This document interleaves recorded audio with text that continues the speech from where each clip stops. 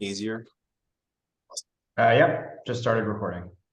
Thank you so much. All right. So again, welcome everyone to an administrative and substantive training for the Landlord Tenant Resource Center at the Pro Bono Center. Thank you so much for coming. We really appreciate you and your colleagues' participation as volunteers in the Landlord Tenant Resource Center. It's incredibly important, the kind of work that you all are doing to assist pro se litigants and in DC and tenants with all kinds of different kinds of issues in the district. And as I said earlier, Kate and I will be giving a presentation first on sort of an overview of the administrative procedures, including the administrative procedures for when we will be returning to some in-person Landlord Tenant Resource Center, which we're excited about. That'll be starting in the within the next month or two. We're still finalizing the date.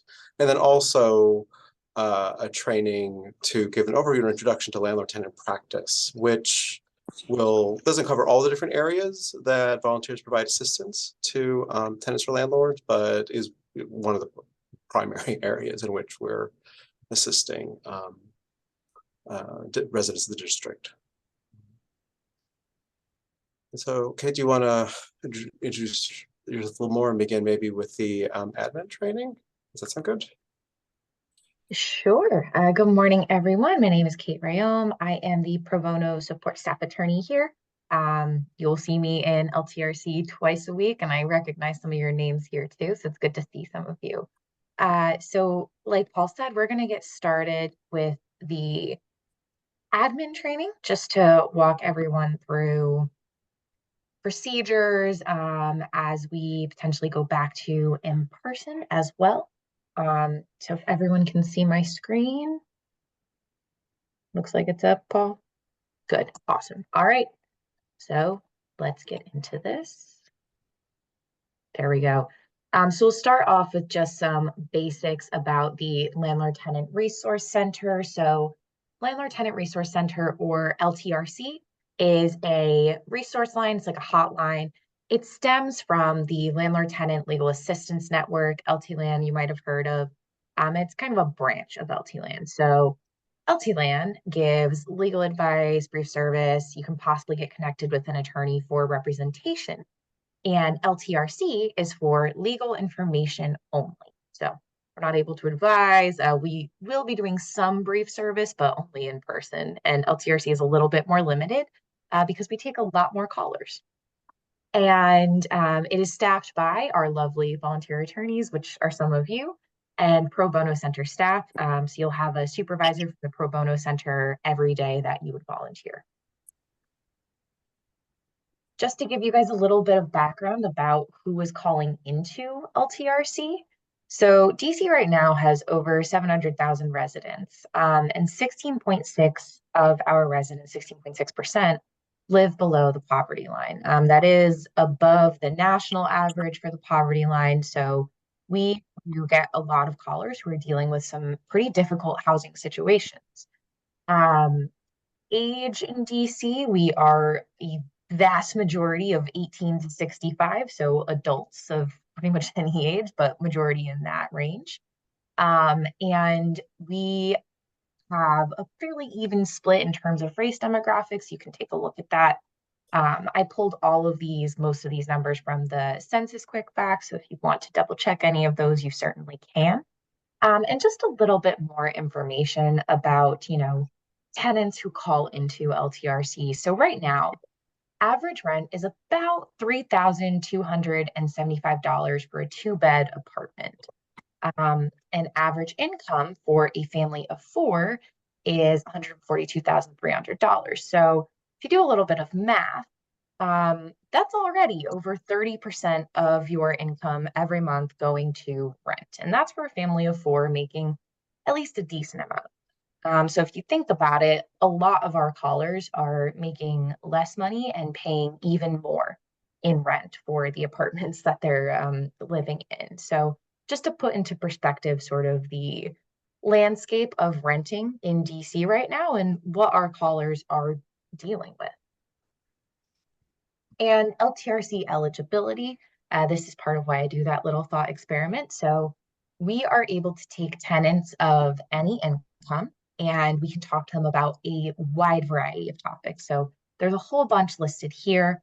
Probably our most frequent, of course, are evictions, housing conditions, and pre-eviction notices. But we also do get a decent amount of illegal lockouts where the landlord tries to perform a self-help eviction, or evictions that have happened and now the tenant is in that post-eviction period and they need to know their rights about whether or not they can go back and get their items from their old apartment.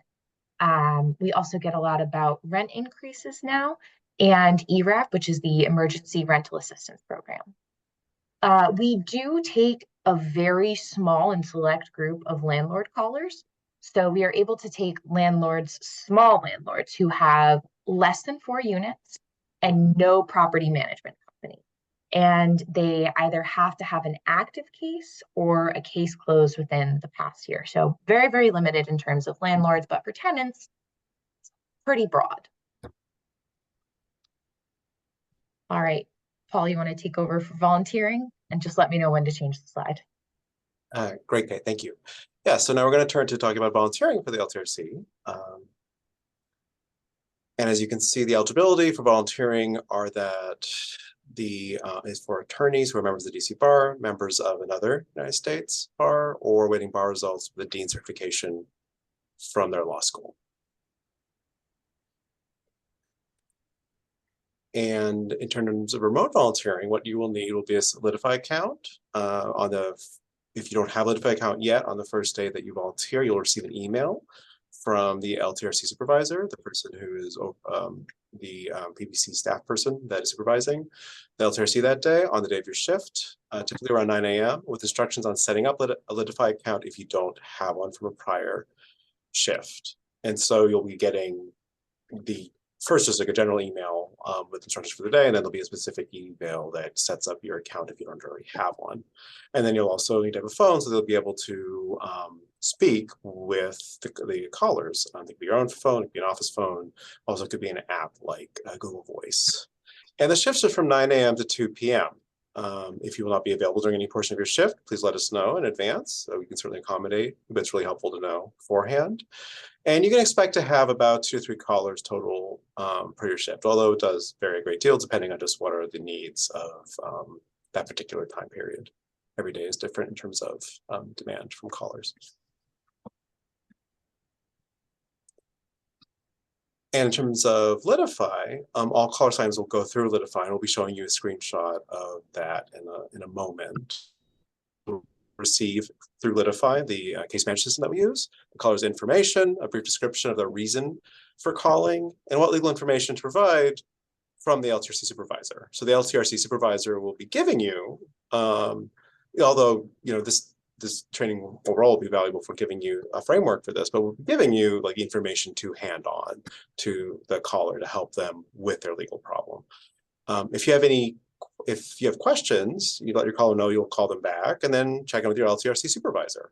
You can tag supervisor in the chatter, which is one of the options that you have in the case management system. You can send an email or you can give them a call, and we are more than happy to talk with you through whatever kinds of questions or challenges or complications or unforeseen circumstances that might come up during that interaction with the caller. And remote volunteering only provides legal information, something that Kate will talk a little bit more about in detail later. We're not offering brief services, helping filling out a motion, etc., for remote volunteering. And we're really trying to provide again information about what someone in that person's situation could do, but not giving them guidance about tailoring their own goals to those options. And here you can see one of the screens you'll see on our case management system, Litify, where you'll see the different intakes that are callers that have been assigned to you. These are the persons that have been assigned to you to speak with and to provide assistance to. And you can click on those and get you to the intake, just like this. And then so here you can see this is an example of a caller.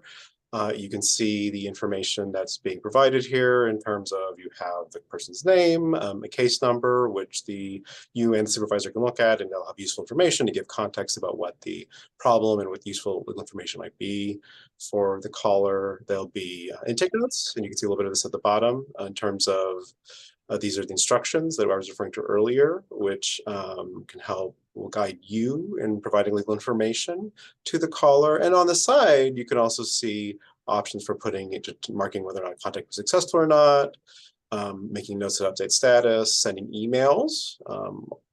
Sending emails, which can often be really useful or important, or the LTRC supervisor might request that you send an email to the caller to help memorializing like the information that you're sharing. And this is also where you can send the chatter that we referred to earlier as a way to basically to chat, to send notes or to communicate with the supervisor via the case management system.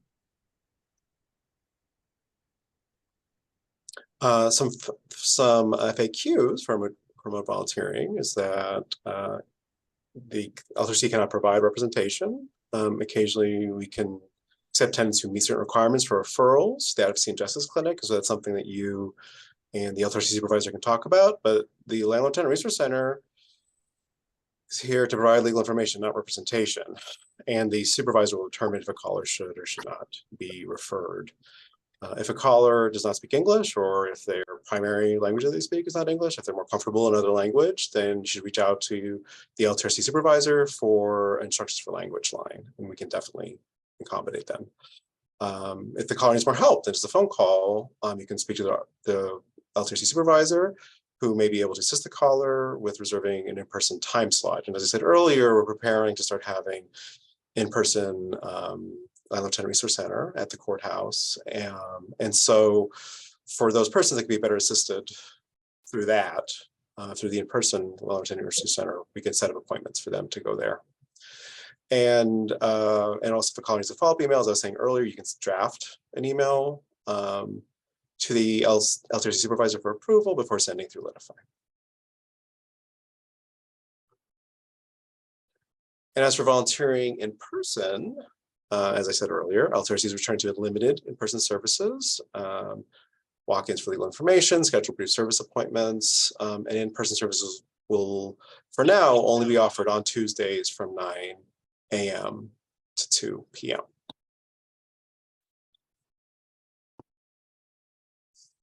And for being in person, you will need a laptop to access Litify and a phone as well. And like remote LTRC, you'll have a script to read through when you first meet with the caller or the in-person caller.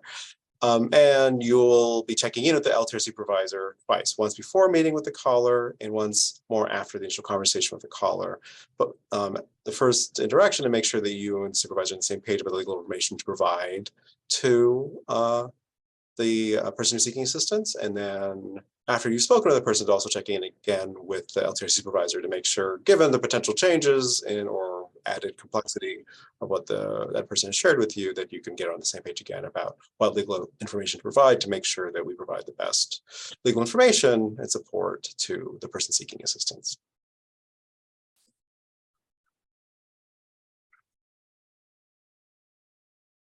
And we will be able to provide legal information and limited brief services and in person, like remote. Some people will only need legal information. Some people may need assistance completing documents, such as a housing conditions calendar complaint or an answer in non-payment of rent case. Some may need help reading a document, such as a notice or a lease. So, and this goes back to why we might refer someone to assistance in person. Some of that might be because they have difficulty navigating the Landlord Tenant Resource Center remotely. For whatever reason, but another might be also the particular issue that they have is one that's more easily assisted through our in-person resource center. And at the end of the meeting, you'll have a form to fill out and give to the caller with a summary of what you talked about, similar to follow-up email and Litify. And now I'm going to hand this back over to Kate to talk about legal information versus legal advice. Okay, so we are going to get into a little bit of the nitty-gritty of legal information versus legal advice. I do have a little activity if people are willing to, participate in a little activity just to give us an idea of what is legal info versus legal advice. So let's get started. So legal information and legal advice do have what feels like a bit of an overlap, right? It feels like you can get very close to each other. And I know when I first heard the term legal information, I thought, oh, that seems so limited, but it's really not. There's a lot that we can provide when we're talking about legal information. So a lot of our calls involve explaining the law, court rules, or court procedures and putting them into simpler terms. What is affecting service? How do you file? How do you request things at the initial hearing? What is the burden of proof? You can also explain what to expect in court. If someone's asking what happens at an initial hearing, are initial hearings still virtual? Can I go in person? Questions like that. You can explain court forms and documents. So we have the answer checkbox form, we have the housing conditions complaint checkbox form. All those forms and documents can be explained. And you can also explain the pros and cons of options available to tenants and landlords. So one that we get most frequently, I think, is jury trial versus bench trial. You are definitely able to explain what the pros and cons of a jury trial are versus a bench trial. Just can't tell the tenant which one they should take. And then finally, we're also able to explain potential outcomes. We try to keep all of these very broad and not tailored specifically to the tenant. And that is when you would get into legal advice. So applying the law to the facts of the caller's case, suggesting likely outcomes or likelihood in general, we try to not do that. You also want to try to not offer an opinion on a caller's options. So if a caller asks you, well, what do you think? Try not to say what you think. Try to just say, well, tenants in your position can, or have tenants in this position have these options. And here's pros and cons for each of those options. So to talk a little bit more about that, do a little bit of practice. We don't have to raise our hands. You can just think about the answer to yourself if you don't want to volunteer. I know I don't want to take us back to law school and cold calling, but I thought this might be a good way for us to practice. So let's say you are going through your initial conversation with the caller and they have an initial hearing in an eviction case coming up. And they ask you, so I can choose a jury or a bench trial. Which one should I choose? So you have a couple of options here. Option A says, unfortunately, I can't tell you which to choose. I can talk you through the potential outcomes for each of these. Option B says, based on your situation, I would choose a bench trial because you want to be done quickly. So I'll give everyone a second to think about which one they would choose.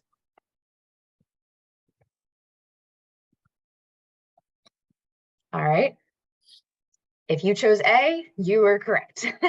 So we would really prefer that you put it in these terms. We really don't want people telling tenants which one to choose because that gets into legal advice. But you are still able to talk through the potential outcomes of each of those. And tenants find that very, very useful, even if you don't tell them which you think they should choose. Okay, so you tell the caller option A. Your caller then says, okay, I think a bench trial is better for me. Do I need to file anything? And what would you file? So same deal. Let's look at some potential answers. So option A says you should file an answer. An answer presents your possible defenses and allows you to explain to the judge why you don't think you should be evicted. Option B says tenants can always file an answer, which presents possible defenses and allows a tenant to explain to the judge why they don't think they should be evicted. Give everyone a few seconds again.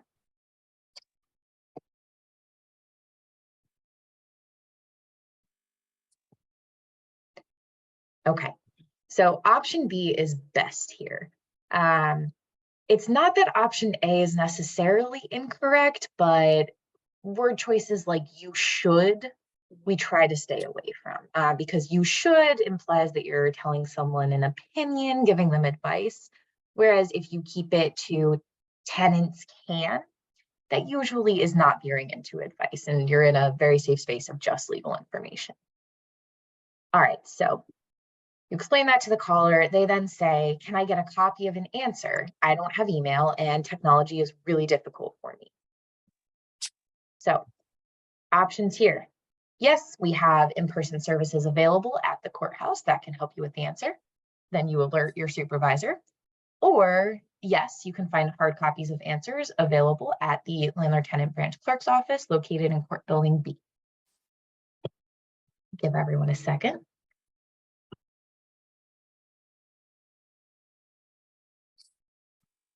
All right, so this one, technically either answer is totally acceptable. There are hard copies available and tenants can go pick those up. But once we open up in person, they can also come see us at the courthouse and we can help them with in-person services. So both of these are totally acceptable. It's really your assessment of whether or not someone needs that additional assistance, all right? Just some common abbreviations and terms for everyone that you might see us use when you get stuff from a supervisor about what you're supposed to tell the tenant. If you hear DCHA, or sometimes tenants refer to it as North Capitol, that usually means DC Housing Authority. Section 8 is actually a catch-all term, and it describes a number of housing subsidies. So if you have a tenant who's describing their subsidy as Section 8, just try to get some more information on what exactly is going on, like who's paying the subsidy, does the subsidy move with them if they were to move? Things like that can help you figure out which one exactly. And that leads us to our next two. So if someone says they have a voucher, it is almost definitely the Housing Choice Voucher Program, portable voucher, which can be used anywhere in the US. But if someone, usually if they say Section 8, it's project-based or site-based Section 8, which is a federal subsidy that stays with the unit or with the project, can't move with the tenant. And then the last one that we get really frequently is ERAP, which is DC's Emergency Rental Assistance Program. And then some abbreviations that we use a lot: HCC, Housing Conditions Calendar; LT, Landlord Tenant; DOB, you will see this used a lot interchangeably with DCRA because DCRA only recently split into two different agencies, one of which is now Department of Buildings. Department of Buildings is handling all of the inspections that DCRA used to handle. TRO is Temporary Restraining Order, PO is Protective Order, and LL, which is our most frequent abbreviation, is Landlord. All right, and that's everything on this portion of the training. Does anyone have questions at this point?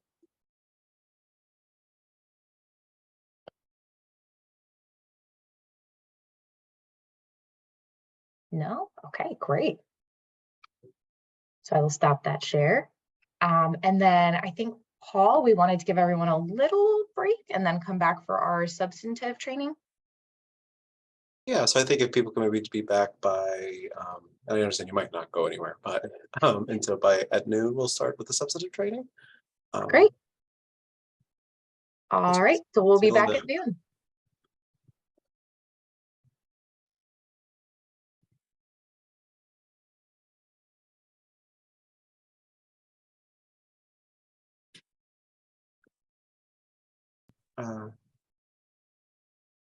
Thank you, David. Appreciate it. So I think, Kate, you'll be starting us off. I'll share, and I'll try to be as capable in following cues to move the PowerPoint along as you were.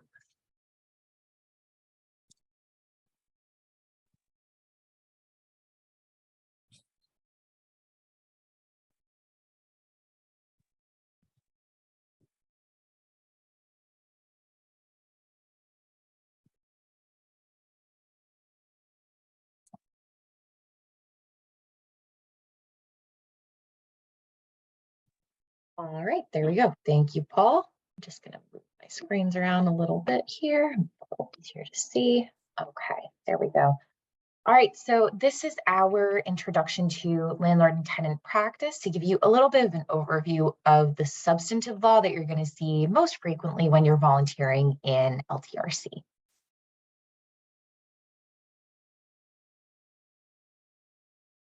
So a little bit about the sections and goals that we're hoping you'll take away from this training today.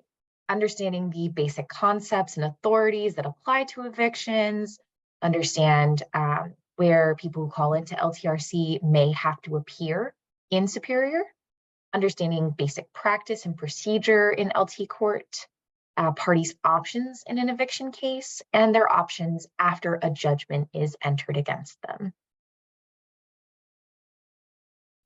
To get started, a tenant can only be evicted through court process. I think this is one of our most frequent questions in LTRC. Landlords will threaten to, kick a tenant out of their home or change the locks, throw out their belongings, things like that. Number one thing to know is a tenant can only be evicted if the landlord goes to court. They can't just change the locks. They can't just throw their items out. That's a self-help eviction and it's very illegal. So a little bit about tenancies as well. Tenancies can be created through a written lease, an oral agreement, an implied contract. You do not have to have a written lease in DC to be considered a tenant. And a tenant, subtenant, or any other person who is entitled to be there can sue the landlord for injunctive relief and damages if the landlord performs that self-help eviction. So changes the locks, takes out their belongings, cuts off utilities, anything like that. And a tenant may only be evicted for specific reasons in the code. So a landlord can't just say, I don't like this tenant, and so I'm going to evict them. That's not a sufficient reason under the code. And a landlord also cannot evict a tenant just because the lease expired. So in DC, once a lease term expires, the lease actually becomes a month-to-month lease. And the landlord still has to go through court process if they want to evict the tenant. Before an eviction can get started, the landlord has to provide notice, and you can check that code out if you want to learn more about it. The notice has to meet certain requirements, and there are a wide variety of notices depending on the eviction reason. We will give you specifics on what the notice needs to say, depending on what the caller's notice is. And the landlord must also submit the notice and a bunch of other documents with their complaint, and all of that has to be served on the tenant as well. Here is a list of the authorities that control evictions in DC. We're not going to get into the specifics of all of these, but if you ever wanted to, they are controlled by the code, DCMR, the US code, and Code of Federal Regulations. So more authority here, some rules in DC Court of Appeals, of course, Superior Court rules. There are multiple sections of Superior Court rules that you should be looking to. So not just landlord tenant, but also rules of civil procedure and often rules of procedure for small claims. There are general orders and judges' supplements to the orders that might be relevant, as well as administrative orders. For the most part, if those are relevant, we will tell you. Right. Thank you, Kate. And now I think that point that Kate was making is really important, that, we want to give you a basic framework to understand a lot of these different issues that along the lines of what Kate was discussing earlier. But anytime that you're actually at the Landlord Tenant Resource Center volunteering, you're going to be getting assistance, you're going to be getting guidance from the supervisor about what information to share and how to help address the problem or issue that the person is presenting to you. So here we'll be talking about DC Superior Court and focusing a little bit more on one of the main forums where tenants and landlords can attempt to resolve disputes between them or try to seek relief. And as you can see here, this is a graphic that presents some of the different parts of DC Superior Court where landlords and tenants may attempt to resolve disputes. Landlords and tenants may bring legal disputes in several different branches and calendars of the Civil Division of DC Superior Court. This is all the Civil Division, which is one division amongst other divisions of DC Superior Court.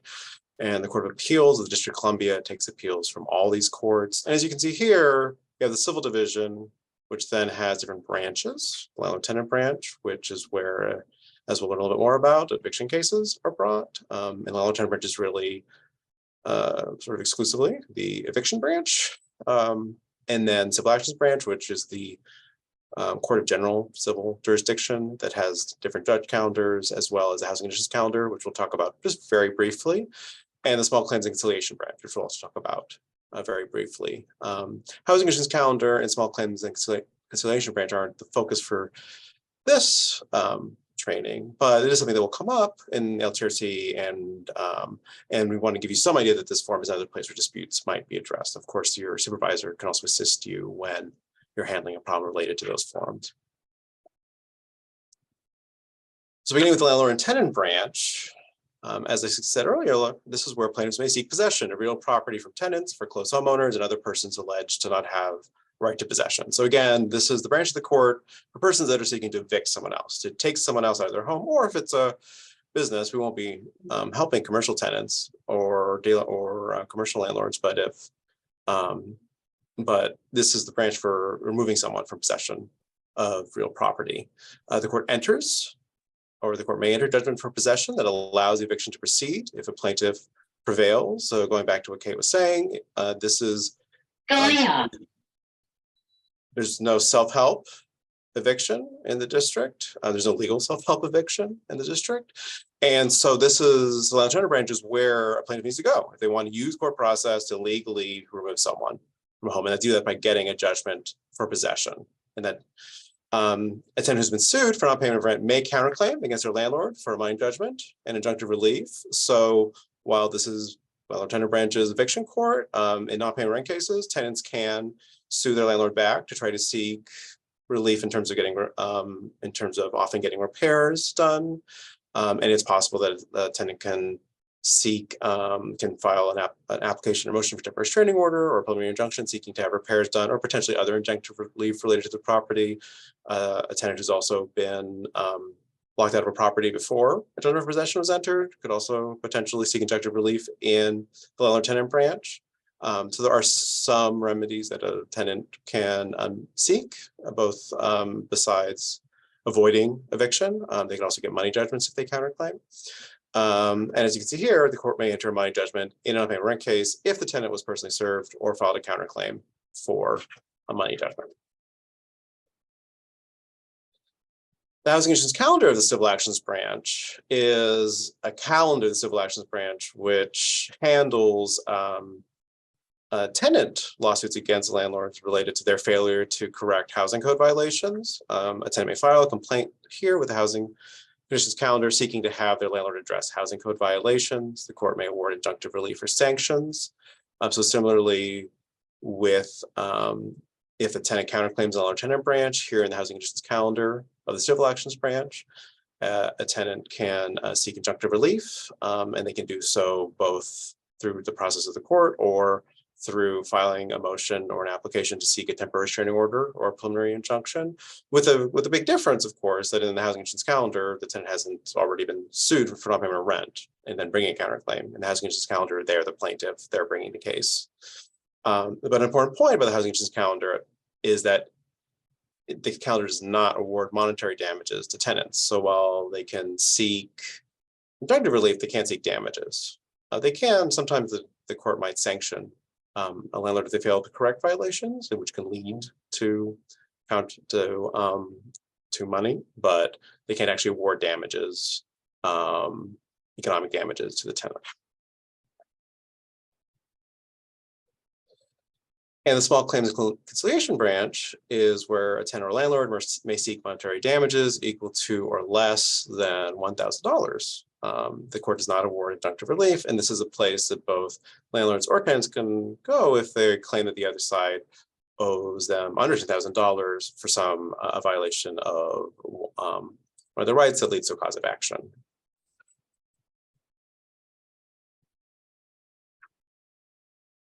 And I'll now be handing this over back to Kate to talk about practice and procedure. All right, so a little bit about practice and procedure. This one's a quick section just to give you an overview.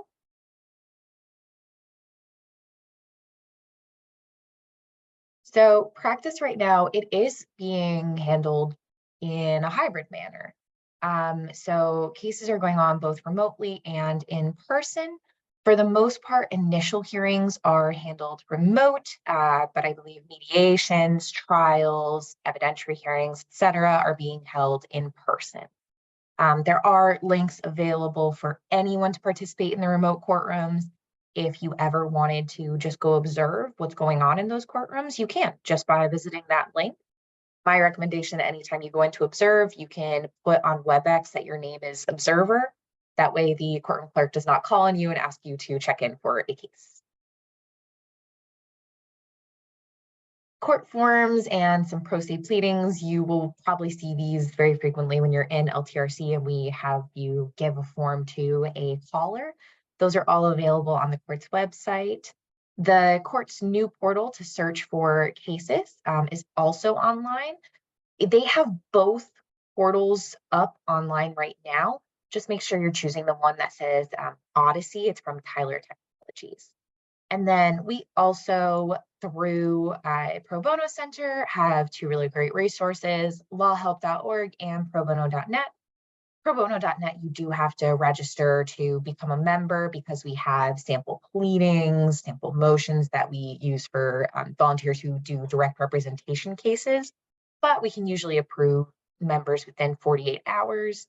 And if you do ever have difficulties with getting approved, you can let me know and I'll loop in my colleague Emma. So this is the general timeline for what proceedings should look like up to the initial hearing. So first, the landlord has to serve the eviction notice. The eviction notice service has specific requirements. We'll tell you what the requirements are if it's depending on which notice it needs to be. Most frequently, you'll see a 30-day notice that either says that the tenant owes back rent or that they have committed a lease violation that they need to cure. After that, after the time in that notice expires, then the landlord can proceed with filing an eviction complaint. Once they file the complaint and they get it back from the clerk's office with the date of the hearing, the stamps, etc., they have to serve the complaint, the summons, and a few other documents such as the basic business license, the registration or exemption form from the Rental Accommodations Division, a whole packet of information. Once they serve the tenant, and there are specifics for what they need to do to effect service, they need to file the declaration of service, and then we get to the initial hearing.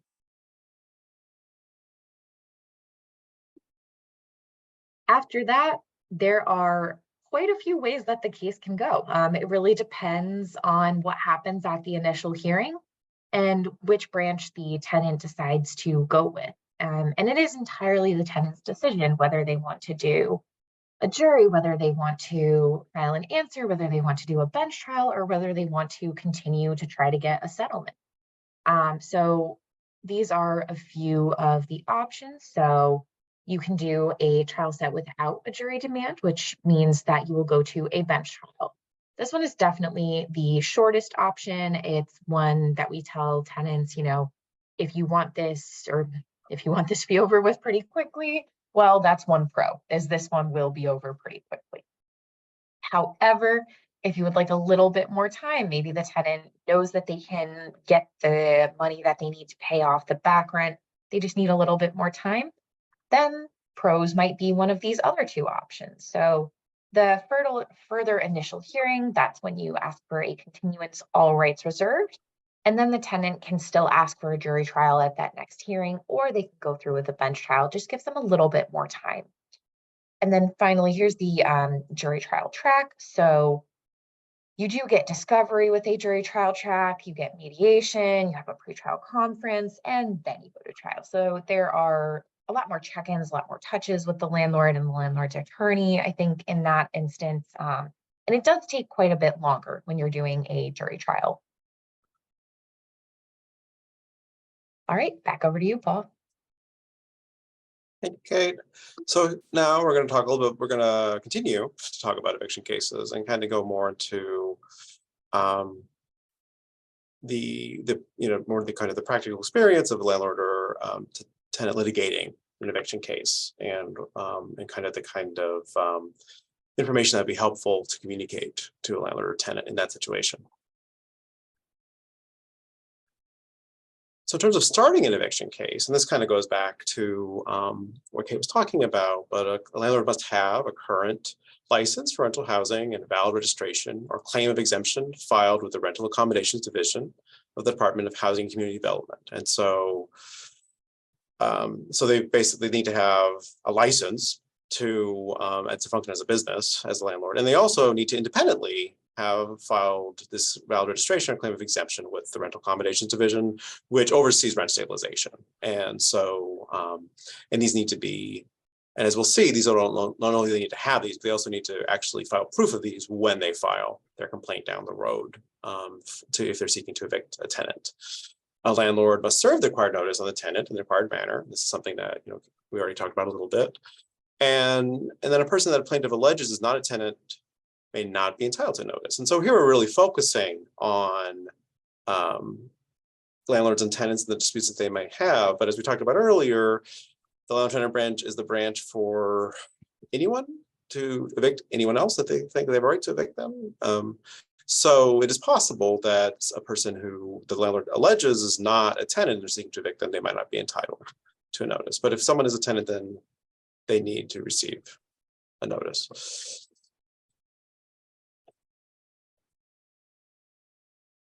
Moving on from there, then a landlord who's seeking to evict a tenant will need to serve the notice. And that notice will vary, as Kate was saying, depending on the specific claim that the landlord is bringing and complaint and summons in terms. And as you can see here, the requirements are similar but not identical for serving those. A landlord may serve the notice on the tenant person. A landlord may serve the notice on another person of proper age upon the premises. A landlord may serve the notice by promptly posting the notice on the door and mailing the notice by first-class mail within 3 days of posting. A landlord must file a timestamp photo of the posted notice with the complaint when they file the complaint. A landlord or the landlord's agent may serve the notice. So there needs to be, when I was saying earlier that the landlord needs to have, say, the business license and the registration with or claim of exemption with the Rental Accommodations Division filed with the complaint. They also will need to have a timestamp photo of the posted notice filed with the complaint, if that's how they serve the notice, by posting it on the door. And the landlord may serve the notice, which you'll see is different with complaint and summons, which can't be served directly by the plaintiff. While with the complaint and summons, we can see that there's a lot of similarities. Like complaint and summons can be personally served. Complaint and summons can be served on a person above the age of 16 on the premises, which is very similar, but not quite the same as the requirement for a notice. Landlord may serve the complaint and summons by posting and then mailing. And in both these circumstances, the landlord actually must attempt personal service before is served by posting and mailing, and they must attempt personal service at least twice and at 2 different times on 2 different days before posting and mailing. And by posting and mailing, the requirement is that the notice or the complaint summons be posted like affixed to the door, not stuck into door jamb or otherwise, or left on the door in front of the door. It needs to be posted to the door. And then the landlord must file a timestamp photo of the posted complaint summons with the court, and this is done with a declaration of service that's filed with the court. The landlord may not serve the complaint and summons, and as we can see at the very bottom, the landlord must file proof of service of the complaint and summons at least 6 days before the initial hearing, which would include, if they posted and mailed the complaint and summons, the timestamp photo of the complaint and summons being posted.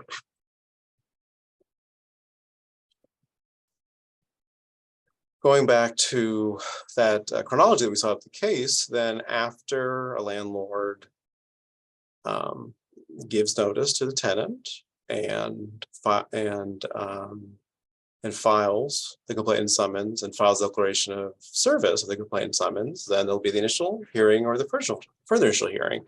And here we're looking at the different options that a tenant may have. So as Kate was describing, an initial hearing or initial hearing is really an option, is mostly an opportunity for the tenant to decide how they want to proceed with the case in response to the landlord's lawsuit.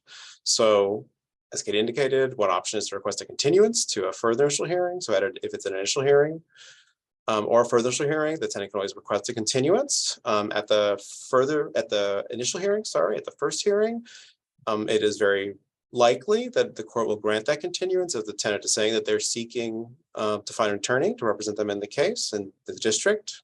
That's a good reason to get a continuance. So the court might also grant a continuance for because the tenant is trying to get the money together to pay off the amount, as we'll talk a little bit more with emergency rental assistance. And a pending application may convince the court to grant a continuance, or maybe some other reason, somewhat maybe there's family commitments or work commitments. But that's an option certainly for a tenant to seeking continuance either at the initial hearing or the further initial hearing. And for many tenants who maybe are trying to find more time to pay off what they owe, or just want more time because they're not sure what their options are, that might benefit them. Another option is to make an oral motion to dismiss, and a tenant could also, or their advocate could also file a motion to dismiss. As Kate was discussing, they can have a trial set before a judge, and that doesn't need to have, in the Landlord Tenant branch, it doesn't need to be a written answer to have a trial set. Tenants don't have to file written answers. And so it's possible to have a mediation and a trial set once the tenant asks for a trial in front of a judge, or if the judge determines there's a conflict, that there's a dispute about whether or not the landlord is entitled to relief, and therefore they need to have a trial to decide those disputes about the facts. Tenant can also file a written answer, and this could set a trial before a judge or certify the case to an associate judge in the civil actions branch for a trial before a jury. And again, as Kate was saying, that leads to a longer process than a trial before a judge, where there's some limited discovery, and there's a pretrial conference before a trial is set. What we've been talking about a little bit, though, is all about, in terms of setting a trial or filing an answer, is in circumstances where, I'm sorry, please, someone might not be muted. I don't know if anyone can mute that isn't muted. Thank you. Is that if the court determines that the tenant doesn't have any defense, they don't have any arguments for why the landlord shouldn't prevail, then the court may enter what's called a confessed judgment against the tenant, and that means the judgment will be entered that day. And this can happen if the tenant, for example, we'll talk a little bit more about non-payment of rent, but if a tenant shows up at a non-payment rent hearing, the initial or the further initial hearing, and the judge asks them why they didn't pay, or like why, if they owe the rent, or what, whether there are arguments, like what happened, why didn't they pay the rent? And if they say because they lost their job, even if they might have some other reasons that are defenses, if they don't identify it for the judge, then potentially the judge will then say, well, all right, well, I'm sorry, but that's not a defense to not paying a rent, so I'm entering a judgment against you. Another option is the tenant may lose their right to a trial before a jury. That's the right, the tenant has that right at the initial hearing, and if they don't reserve that right or use that right, then they can lose that right to a trial by jury. And it is also possible that initial or further initial hearing, the court may discuss an agreement with the parties before entering, if the parties have entered an agreement. So if the parties have entered some kind of settlement agreement, what they filed with the court, then that might also be addressed at an initial or further initial hearing that happened before that initial or further initial hearing. Talking a little bit more about mediation and trial, the court may set a mediation and trial date if it's a situation where they have where either the tenant has filed an answer seeking to have a trial before a judge, or if the court just decides that there needs to be a trial and no request for a jury is made, then the court will just set a mediation trial date, as we've been discussing earlier. The parties are not entitled to discovery other than ledgers in non-payment rent cases. In a trial that's set before a judge, the parties must have exhibits and witnesses ready for the day of trial. In a trial that is set before a judge, and witnesses and documents can be subpoenaed for trial. And this is also, of course, in a trial before a jury. But I think that's important to remember that even though it's an expedited process, if there's a trial before a judge in the Landlord Tenant branch, those are still rights that both litigants have in those cases. Turning now to the second column, when a answer and jury demand has been filed, a verified answer and jury demand has been filed, setting up a jury trial, the court may set a close of discovery, a mediation, a pretrial conference, which again we saw in the graphic before.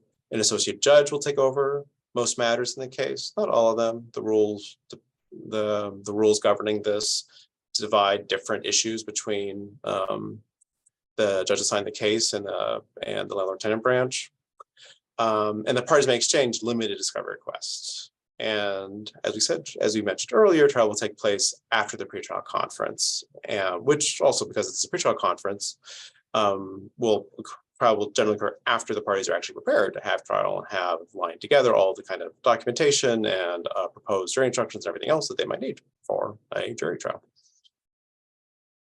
And so going back to what Kate was saying, you can see how these could be very different processes, which can vary, for a tenant, and can, different tenants can really, depending on their own particular goals and how they use the legal information you're sharing with them, come to really different decisions about what process to use in terms to try to either, to prevail in their case, or to be able to otherwise get leverage for settlement, or the leverage for the kind of result makes the most sense for them.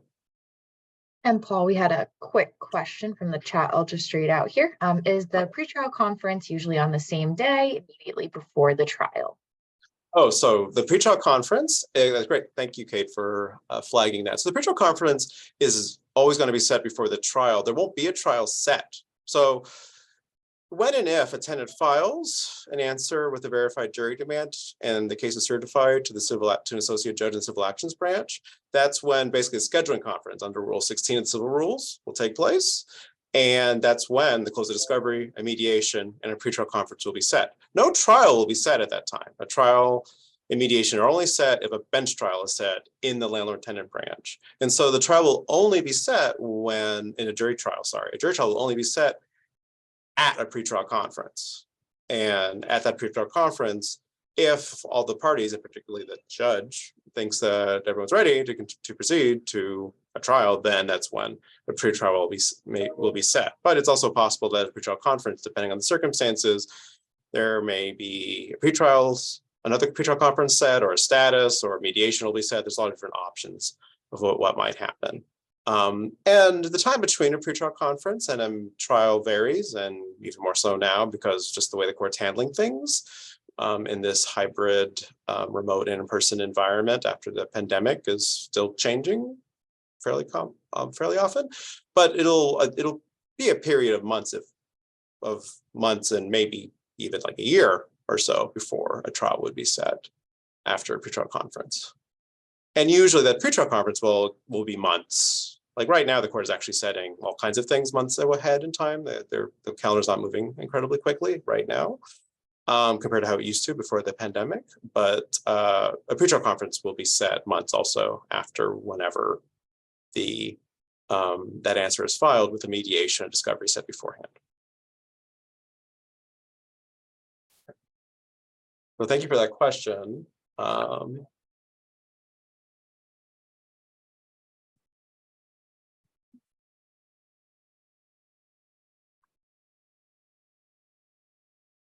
So now we're going to talk a little bit more about, we're going to be really focusing on payment of rent cases, more so than the other claims that a landlord can bring, in part because it is the most common kind of problem that we, or type of case that we see both from landlords and from tenants. And also because of some of there's lots of specific law that applies to all these claims and defenses, but still some of the very specific and important law that applies there, as well as other like DC agencies that impact those kinds of cases. And so here we have the elements of a non-payment rent case. That for a landlord to prevail on a non-payment rent case, landlords must show that landlord-tenant relationship exists between the plaintiff and the defendants. The defendants fail to pay $600 or more in rent to the plaintiff, and this is that requirement is a relatively new requirement, that it be not just any amount of money, but at $600 or more be owed to the plaintiff.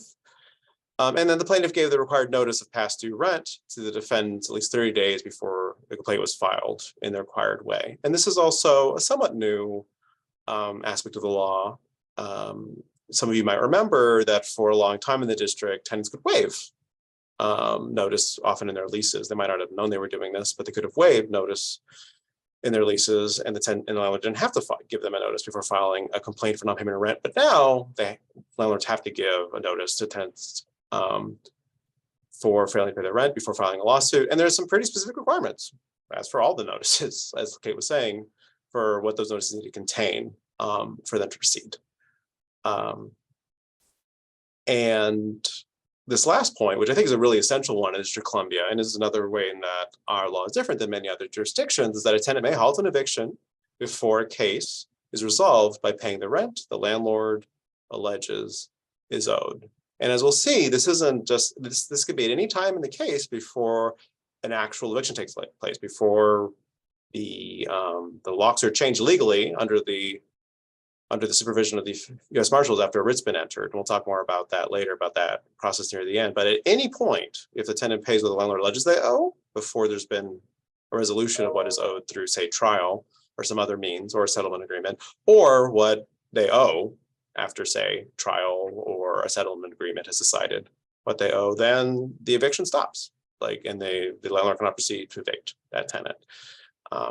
So for, and for many of the tenants that are calling in, that's their primary, that's what they're really looking for, is to try and find a way to pay off what they owe in time to avoid eviction. And so in line with that, we're going to talk a little bit now, this is a little bit about the Emergency Rental Assistance Program, which is a program in DC, which provides emergency rental assistance to tenants. And this can be emergency rental assistance both to pay what the tenant owes to avoid eviction, although again, what they can pay is limited by a certain months of their rent and also by a certain amount of eligibility. So there's only a certain amount of money that they're paid. They won't pay, say, an infinite amount of money to prevent someone from being evicted. Or they also can provide assistance. They can also be assistance provided to tenants to get first month's rent and security deposit if they're seeking to move to a different place rather than stay where they are. So as we can see here, the Emergency Rental Assistance Program, or ERAP, as it's often called, provides overdue rent to district tenants earning less than 40% of the area median income. Tenants may apply for ERAP at this link here. And as I mentioned in the chat, this presentation, both presentations as well as the recording, is going to be shared with everyone after the training. And so you'll be able to access that information in that way as well. Tenants may also call this number for information about emergency rental assistance and about an application, that if they're seeking help with an application or if they've made an application. Or they can email erap@housingetc.org to learn more about ERAP and to inquire about their application. These last parts down here so there is a law that's been passed by the council, and it's gone to Congress. So it hasn't quite been finalized because of Congress's role in our laws being finalized, but that in the near future, we anticipate that the court will not have any discretion the court must stay non-payment of rent proceedings while a tenant's application is pending. So if a tenant has applied for rental assistance program, rental assistance to help with their, to help them pay off what they owe in a non-payment rent case, then the court will have to, and again, there's a little bit of ambiguity in how the court will interpret this, but they need to stop proceeding with the case, I think. They need to stay it. And likewise, if there's an eviction scheduled, then and there's a pending application for emergency rental assistance, then that eviction will need to be stopped while that ERA application is pending. And again, you'll see a little bit more about that process with evictions later on during this presentation. But this will be a powerful tool for helping prevent, I think, many tenants from the eviction process proceeding or them potentially being evicted while they have pending applications. And even now, I think many judges in their discretion may, for example, give someone a continuance if they have a pending ERA application, or stop an eviction if they're made to understand that the emergency rental assistance is going to pay off what is owed before the eviction. But once this law is finalized, then the judge will have less discretion in making that decision. Another change when the law becomes in effect is that emergency rental assistance will be able to pay money in the court registry. We'll learn more about protective orders in a moment and the court registry in a moment, but which will also be helpful for many tenants. And so when you're speaking with a tenant, oftentimes emergency rental assistance will be useful to have this in your mind, and just to understand what this concept is, because that is something that many of the tenants are seeking help from us are interacting with in terms of trying to get assistance. And so here now we have this hopefully helpful and very detailed chart about it. Just sort of summarizes some of the defenses and counterclaims that that tenant is most likely to have available to them in a non-payment of rent case. Again, the goal here is not for you to memorize this presentation, but to really just have a kind of understanding of how to proceed to help you in engaging with landlords and tenants that you're helping with through the Landlord Tenant Resource Center. And just to give you an idea, what are the different kinds of defenses and claims and defenses they may have, and how that might impact their options. So here we have, in terms of affirmative defenses, the breach of implied warranty of habitability, which many of you may already be familiar with, that in the District of Columbia, it's a defense in non-payment rent cases if the landlord had failed to correct housing code violations they knew or should have known about in a timely way, and if those housing code violations impacted the household as well. And so if the tenant is alleging that, that's a defense. And that's something that they can potentially use to have a trial set or to file an answer or jury demand. And if they prevail on that, that can lead to them not owing any money to the landlord. And there'll be a reduction of rent.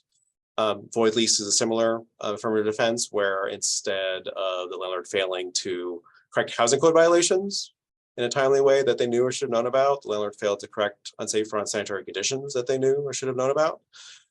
In so many ways, again, it's a very similar affirmative defense, but again, could be useful for tenants who are seeking to avoid eviction in a non-payment rent case.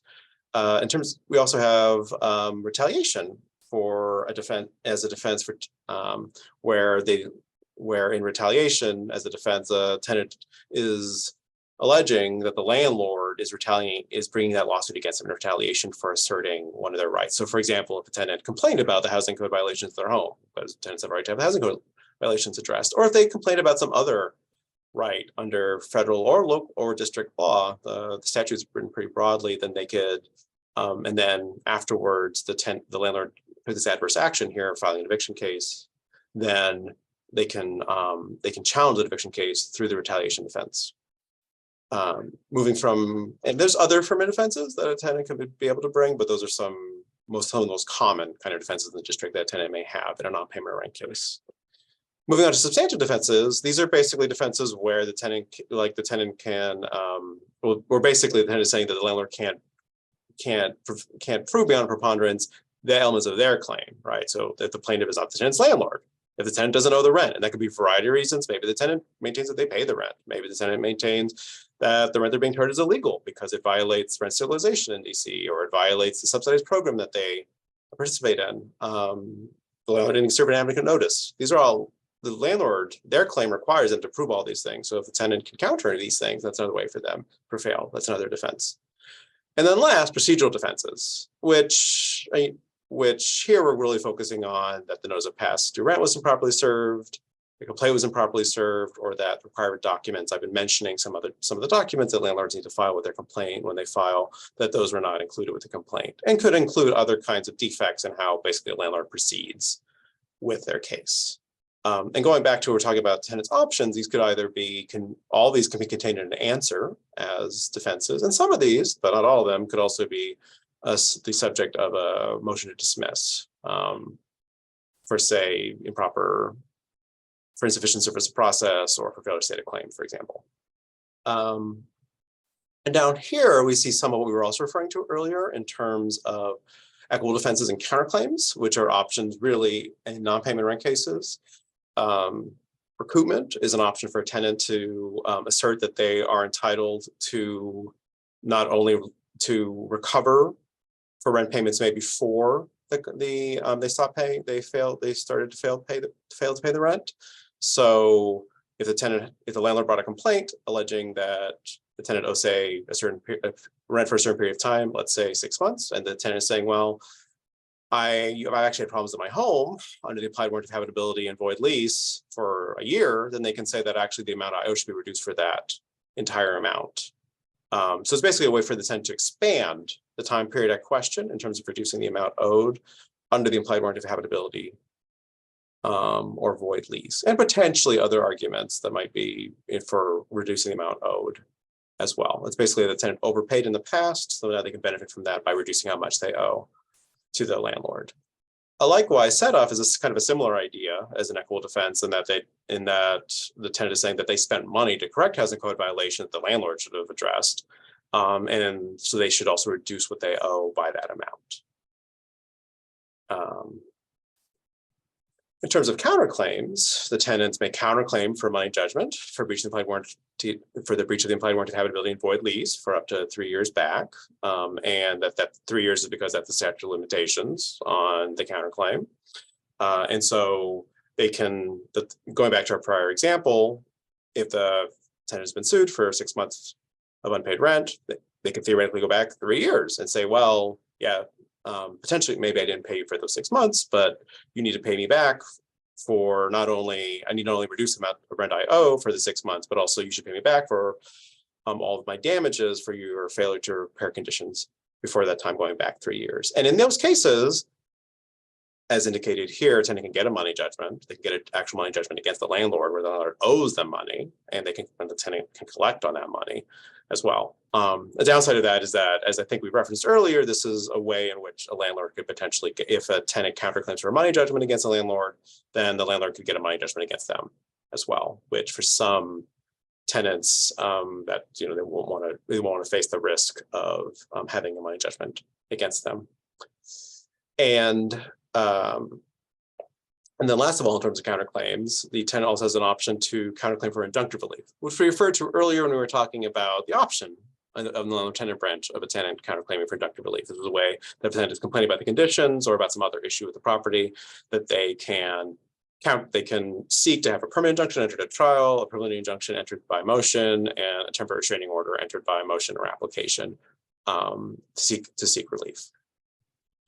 And so, as we can see here, these are a lot of options. It's often a lot for us to navigate, and certainly a lot for tenants to navigate. But this is hopefully to give you kind of a broad kind of framework of understanding the kind of defenses and other options in equitable defenses and counterclaims that a tenant has in a non-payment of rent case.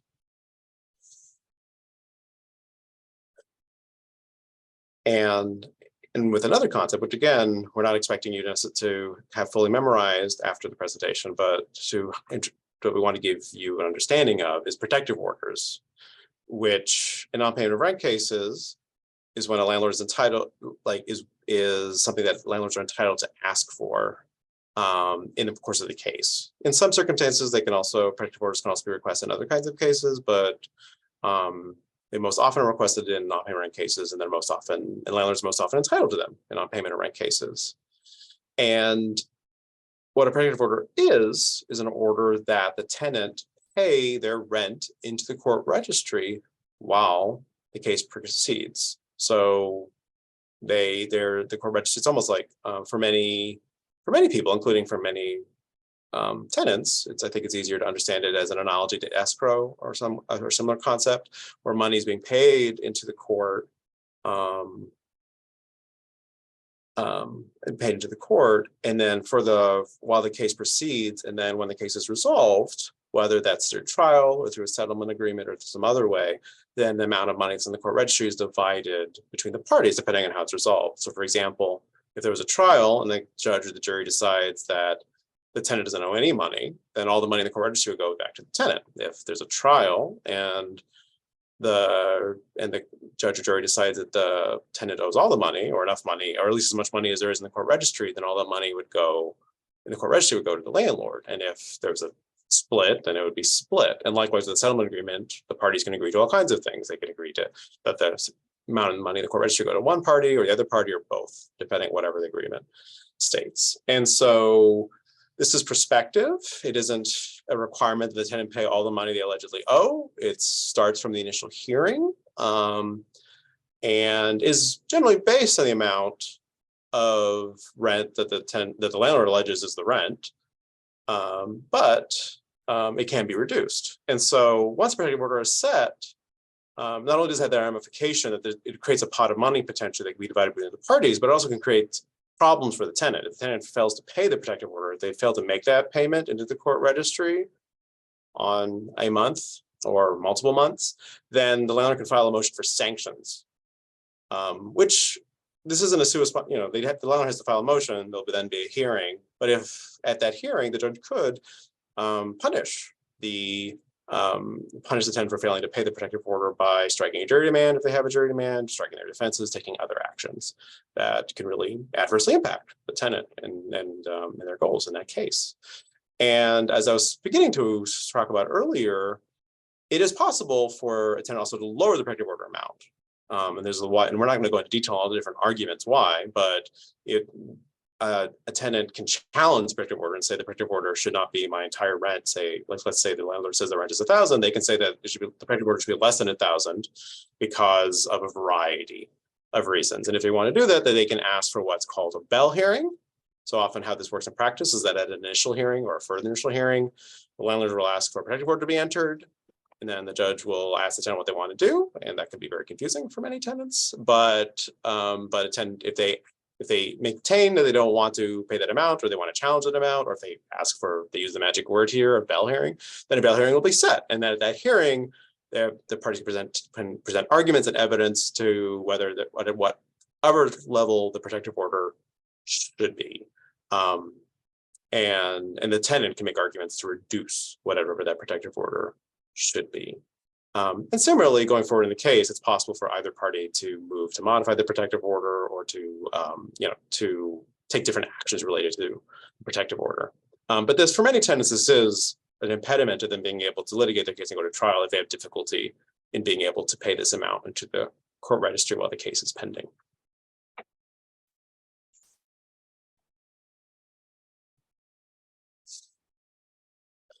And so we spent a lot of time talking about non-payment rent and some of the issues related to non-payment rent. Here we're going to go a little bit more quickly through some of the other kind of eviction claims that include. These are all in the code, almost all of these, like actually all of these here, and almost all of the claims are under DC code section 42-3505.01. There's like a very long statute that describes all these reasons why a landlord can evict someone, which, as Kate was saying earlier, doesn't include expiration of the lease.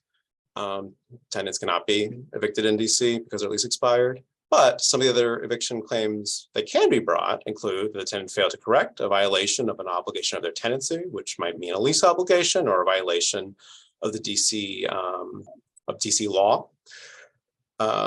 Another eviction claim is that a federally subsidized tenant violated an obligation of their tenancy, require them to avoid criminal activity. There's a specific federal requirements for different federally subsidized programs that require tenants to be evicted if they basically commit drug-related criminal activity or criminal activity that threatens the health, safety, or welfare of the people at the property.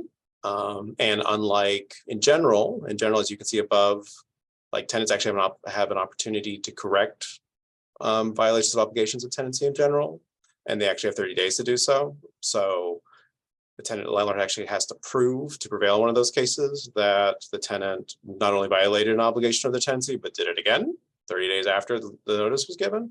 But in these, with federally subsidized tenants in these circumstances where there's drug-related or other criminal activity, then there is an opportunity to correct, which is why these cases are often called one-strike cases in the District of Columbia. Another claim could be that the court found that the tenant performed an illegal act, which is different, right? Here we're saying not that there's an allegation of a violation of obligation of tenancy, or that an allegation that a tenant violated an obligation of tenancy by committing a drug-related criminal act or another criminal act. But here, the cause of action is actually that another court found the tenant performed an illegal act. So there's already been a court has already done the work, so to speak, of rightly or wrongly, of reaching a determination about whether an illegal act was committed. Another claim is that the landlord or the purchaser of the home wants to move in to the home. And another kind of category is that the tenant must move out temporarily to renovate the home. There's also a lot of other claims that relate to all different variations of what a landlord might want to do to a building. to try to renovate it or develop it, and how that might impact the tenant in terms of being able to maintain their housing here, which is all again under DC Code 42-3505.01. And so when you're helping a tenant, your LTRC supervisor will be talking with you about whatever actual claims or issues are involved in that case and what legal information to give given that. But here is an overview of some of the other kind of claims that might be brought. And likewise, now returning to the defenses, here there aren't any counterclaims, there aren't any equitable defenses. Well, there probably are some equitable defenses, but not the ones that we described earlier. And so with affirmative defenses, some of the most common affirmative defenses, again, this isn't a total list of defenses, it's just many of the most common defenses that a tenant may have against these kinds of claims, is that the basic landlord's claim is an intrafamily offense against the tenant or their child, so which is there's protections both under the DC Code and if the tenant is in federally subsidized property under federal law for in those situations that might impact a case if the reason why the case is being brought is the same incident that is related to that intrafamily offense. Another defense could be that the landlord is violating district or federal anti-discrimination laws. That the tenant is entitled to a reasonable accommodation for their disability, which would prevent the eviction. So for instance, if maybe the lease prohibits tenants from having pets, but the tenant has needs to have a pet to assist with some kind of disability that they have, then that would, again, often lead to a successful reasonable accommodation argument that they're entitled to have that pet with them in that home, regardless, if it's reasonable. And this is what we talked about, this is the same as we were talking about earlier, the landlord sued in retaliation for the tenant asserting their rights. Moving to substantive defenses, again, substantive defenses are just ways for a tenant to disprove the landlord's case in chief. And so an example of that would be that the plaintiff is not the tenant's landlord, tenant did not violate an obligation of tenancy and or corrected the violation in time. The court did not find that the tenant or household member committed an unlawful act at the home. And again, these vary on the claim. The landlord or the purchaser is not intending to move into the home if the basis for the lawsuit is that the person is intending to move into the home, or the landlord served an inadequate notice. Because again, in all these cases, notices be given to the tenant before a lawsuit is filed. And then procedural defenses are similar. Notice of past due rent was improperly served. Required documents were not filed with the complaint. The complaint was improperly served.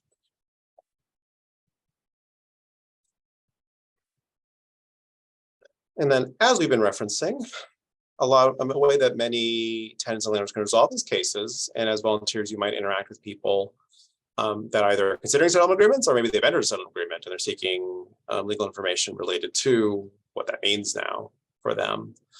But the settlement agreement, the parties can try to resolve their differences, and it's definitely a fairly common way that the parties resolve their differences. In non-payment rent cases, obligations may include a payment plan, a lump sum payment, repairs, or a neutral reference.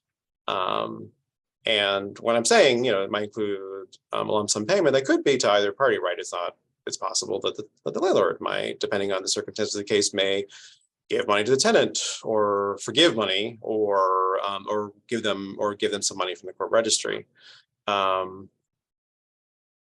Landlord in non-payment rent cases, generally, both parties will be going to be thinking about how they can enforce the obligations of the other party. And so, for example, if a landlord is promising to make repairs, it might be useful if the tenant has the remedy of being able to file a motion to enforce that.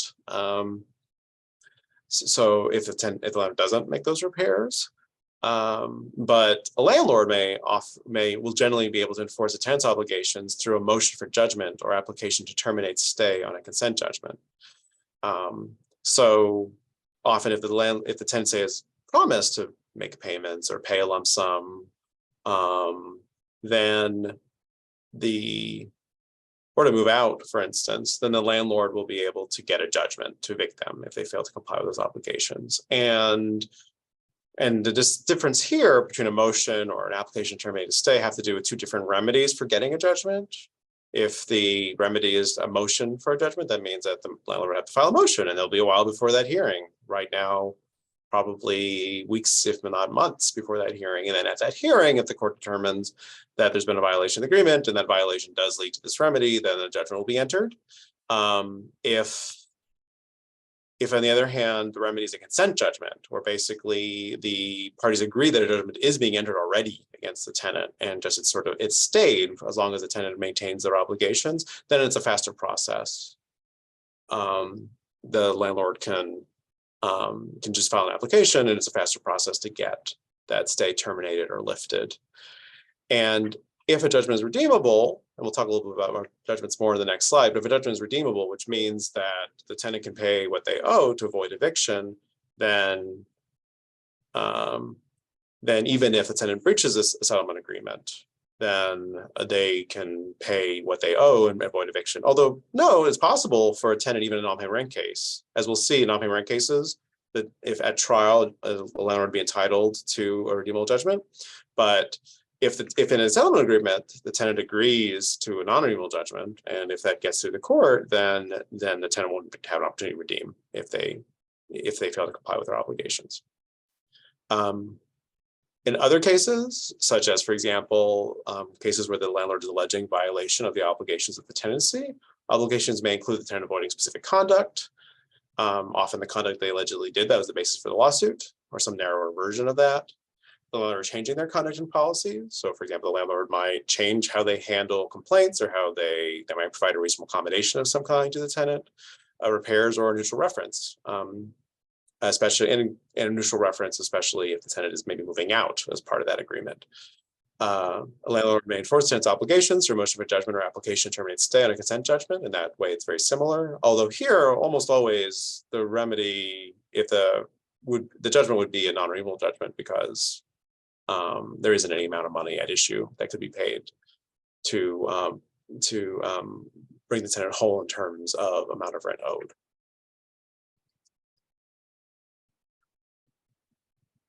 And last, before we talk a little bit more about, we'll go back to Kate and talk about evictions after judgment or dismissal. We're gonna sort of reiterate a little bit what I was already telling you in terms of judgments in the landlord tenant branch, which is, what happens when a case is resolved, whether that's at trial, through a settlement agreement, and some breach of either it's agreed to in the settlement agreement, or there's a breach of the settlement agreement that led to a judgment, summary judgment, default judgments, judgment by confession. There's lots of ways to get here. In a non-payment rent case, as referring to earlier, landlords obtain a redeemable judgment for possession if they prevail on the merits in that case. And so when and if that happens, there will be a determination about how much is owed and that'll be put on the record.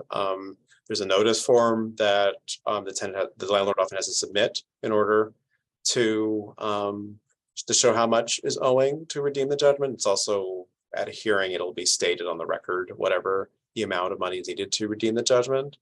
And this is the amount of a tenant must pay to prevent an eviction in that case. Another point here, which isn't always intuitive for tenants or landlords, is that the amount of money goes up each month.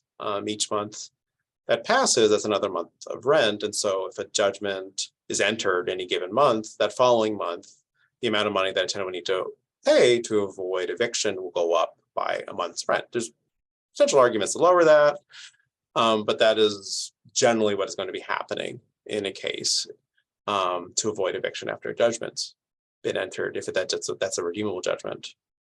And as we've been referencing earlier, another option is for the landlord may obtain a money judgment if they personally serve the tenant or the tenant counterclaimed, which allows the landlord to use that money judgment to collect in some other means. If the tenant has a job where they can take money from their wages, or if they have property of some kind, then there's different ways that they can try and get that money in from the tenant. Likewise, as we were referring earlier, if it's not a non-payment rent case, the remedy that the landlord is entitled to is a non-renewable judgment for possession. And in this situation, the tenant may only prevent an eviction following an non-renewable judgment by setting aside the judgment, moving out before the eviction takes place, or entering into an agreement with the landlord to prevent the eviction. And as Kate's going to talk about, one of the main ways that a judgment of either kind might be set aside would be if a default's been entered and if there's an opportunity to vacate that default and that default judgment in some way. But unfortunately, often at this situation, if a non-renewal judgment has been entered, often a tenant will not have that many options to avoid eviction. There might be a question of timing of the eviction, but it might be hard to get out from under the eviction. And with that, thank you, Kate. I'm going to hand this back over to Kate to finish this off. Alrighty. This is our last section for this substantive law training. So we're going to talk about what happens after judgment or dismissal.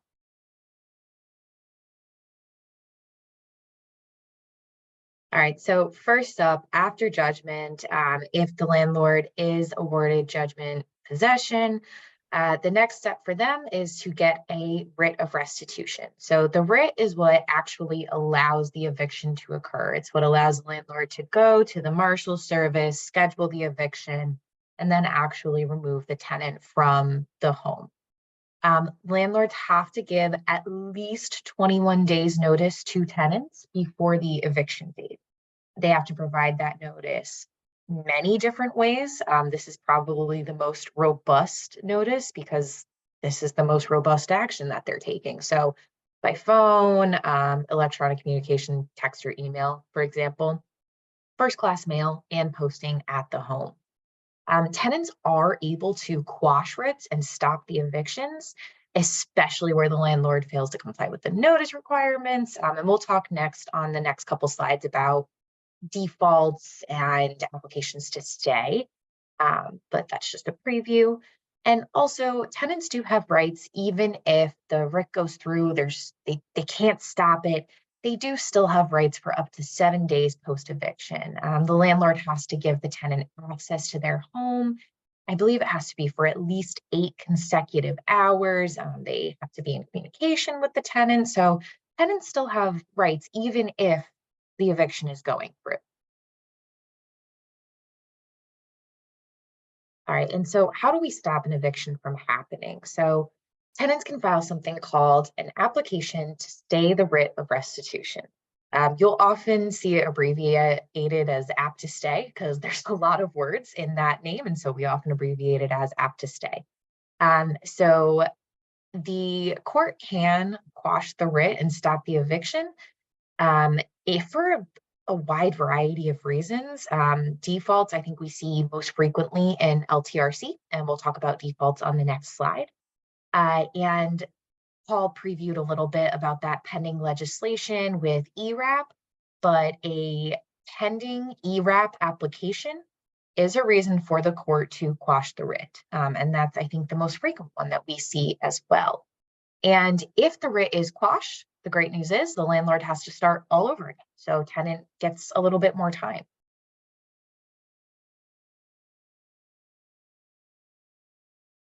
All right, so defaults and default judgments. A default can be entered against a tenant if they fail to appear.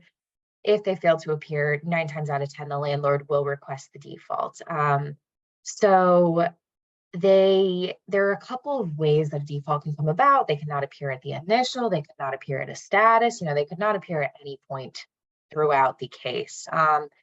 And the landlord has to file the Service Members Civil Relief Act affidavit. They usually file this. I haven't seen one recently where they haven't. They do usually remember to do that, but that is an important step. You can avoid the default if they don't take that step. A default judgment can also be entered if they fail to make appearance after the initial. So what happens is if the tenant appears at the initial, but then say there's a further initial or a status hearing of some sort, and they fail to make an appearance then, the court will set an ex parte proof hearing. And that is, the landlord really is allowed to go and say why they think default should be entered. The tenant is also allowed to appear at that hearing. They are allowed to present their argument at that hearing, but it is ex parte, so the court does not have to,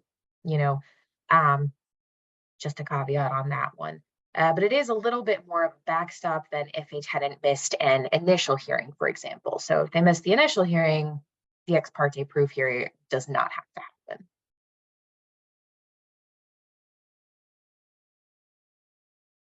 you can still vacate a default and a default judgment.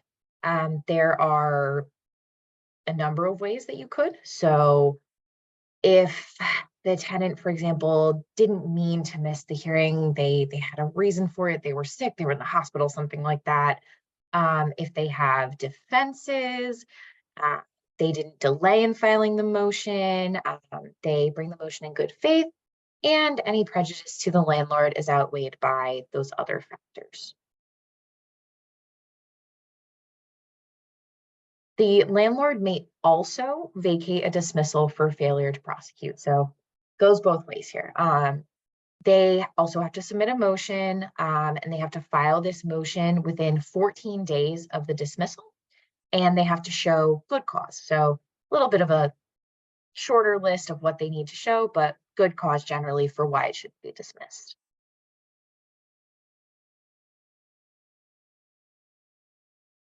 All right, and then this is our last slide, but I think this is one of the most useful slides that we have here. Sealing eviction records. This is a huge area, especially for tenants, because it is really difficult to get into a new apartment post-eviction if you have an eviction judgment on your record. And DC did change the eviction sealing laws pretty recently. So if you haven't been with us for a few years, these might be new to you, something for you to read up on, and I think they're pretty great. So there is automatic sealing now for pretty much every case, depends on the time.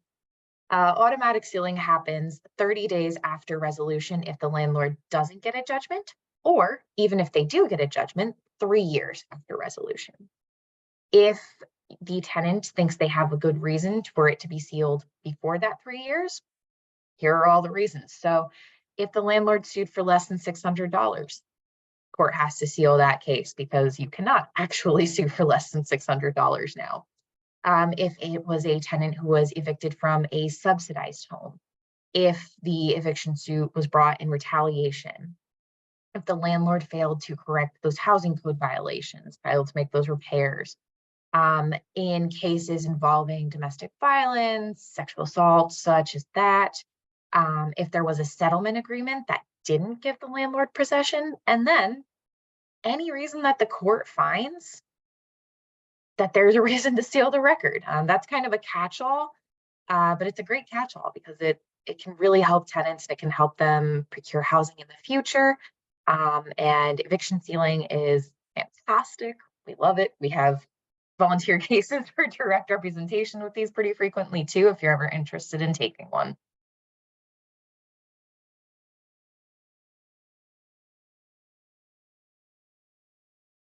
Thank you, Kate, and thank you everyone for joining us.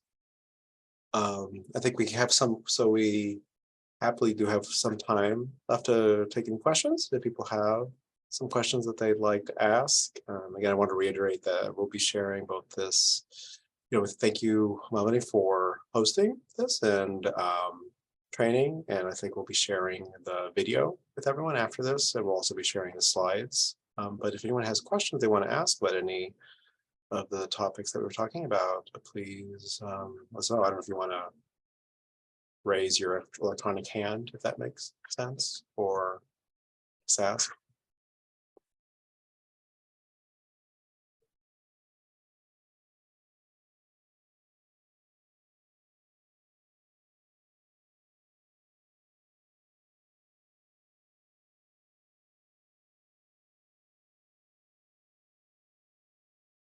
All right, well, I think you could also reach out to us anytime afterwards. I think you're going to have our emails in multiple ways, but I'll put them in the chat too, just so that everyone has them. Yeah. Yeah, so I'm going to put mine in the chat for everyone's convenience. And yeah, and thank you so much for joining us. Dave, is there anything else before we wrap up? I think we're probably good. Nothing further for me. All right. Well, again, and thank you, David, so much for setting this up. We really appreciate it, and we really appreciate everyone joining us here. We look forward to working with you all to assist tenants and landlords in DC. Thank you, Paul and Kate. All right. Thanks, everyone. Have a good day. Thanks, everyone. Bye.